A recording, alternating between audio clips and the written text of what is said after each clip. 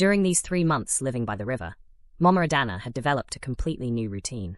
She woke each morning to the sound of birds, not to the silent scream of loneliness. She prepared her tea in a kitchen equipped with a gas cooker and a refrigerator, not in the small corner where she used to count every kobo. She walked along the riverbank at sunset, feeling the cool breeze in her hair and the grass under her feet, free from the emotional heaviness she had carried for years.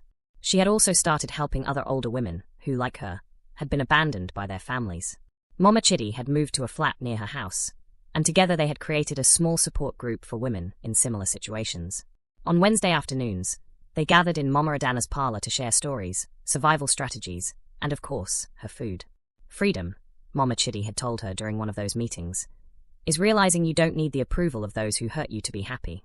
Those words had resonated in Mama Adanna's heart like a bell-ringing truth.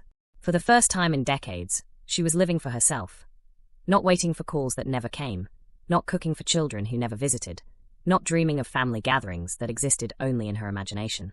Mama Adanna approached the edge of her chair, eyes red from crying. I know I don't deserve your forgiveness. I know I don't deserve a second chance. But I swear on my children that if you help us now, things will be different. I will be different. Different how? Mama Adanna asked, keeping her voice cold and controlled. Different until you solve your problems and don't need me anymore? Different until Emeka decides again that I am interference in his marriage?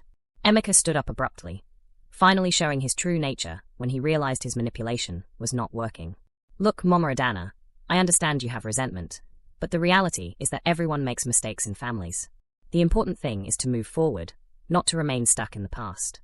His comment was like a slap across the face.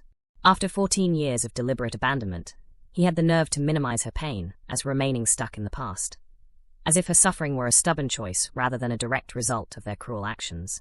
Move forward. Mama Adanna stood up from her chair, feeling all her dignity rise like a pillar of strength. Emeka, I have already moved forward. I built a new life without you. I found peace without your presence. I discovered my worth without your validation.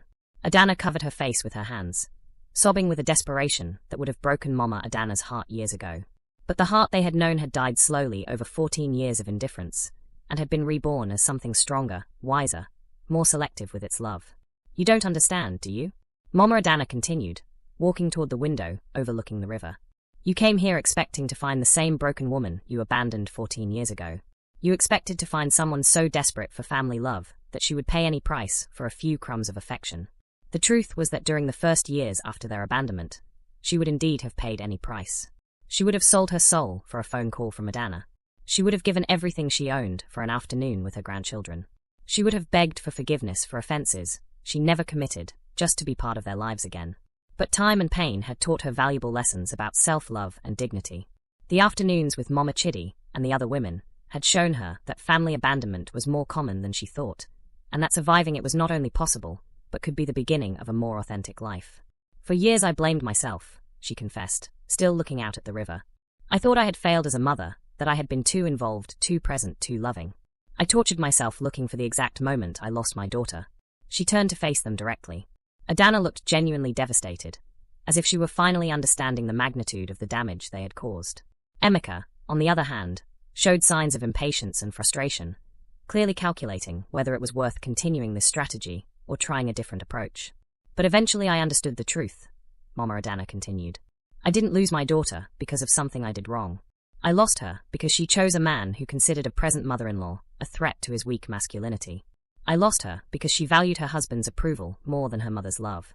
Adanna stood up, swaying as if the words were physical blows. Mama, it is not like that. I never stopped loving you. I just got confused. Emeka made me believe it was for the best. Emeka manipulated you. Mama Adanna corrected her. But you allowed him to do it. You chose to believe his lies because they were more comfortable than defending your mother. You preferred the false peace of a controlling marriage over the discomfort of setting healthy boundaries. The silence that followed was deafening. Mama Adanna could hear the wall clock ticking, the distant sound of the river, Adanna's labored breathing. Emeka had adopted that rigid posture men use when they feel cornered, preparing to counterattack or retreat. So, what do you want from us? Emeka finally asked, abandoning all pretense of remorse. Do you want us to kneel and beg? Do you want to humiliate us as revenge? His question revealed exactly what she had expected. It was not about repairing emotional damage or rebuilding family relationships. It was a transaction, a negotiation where he expected to pay the minimum price necessary to obtain the maximum financial benefit. I don't want your humiliation, Emeka, Mama Adanna replied with unexpected serenity. What I want is something you probably cannot give: genuine respect, unconditional love, and acknowledgement that you spent 14 years treating me like I was garbage. Adanna rose from the cushion with trembling movements, approaching with hands extended as if she wanted to touch her mother, but didn't dare. Mama, I can give you that. I do recognize all the harm we did. I have spent these last months awake at night, remembering every cruel moment, every call I didn't return, every ceremony I never invited you to. These last months, Mama Adanna interrupted, noticing the timing of her confession. What happened exactly 3 months ago that made you remember you had an abandoned mother? The color drained from Adanna's face, as if she had been caught red-handed. Emeka shot her a warning look, but it was too late. Mama Adanna had detected the inconsistency in her story of spontaneous repentance. Adanna stammered desperately. You found out about my inheritance. Mama Adanna completed the sentence for her, feeling all the pieces fall into place.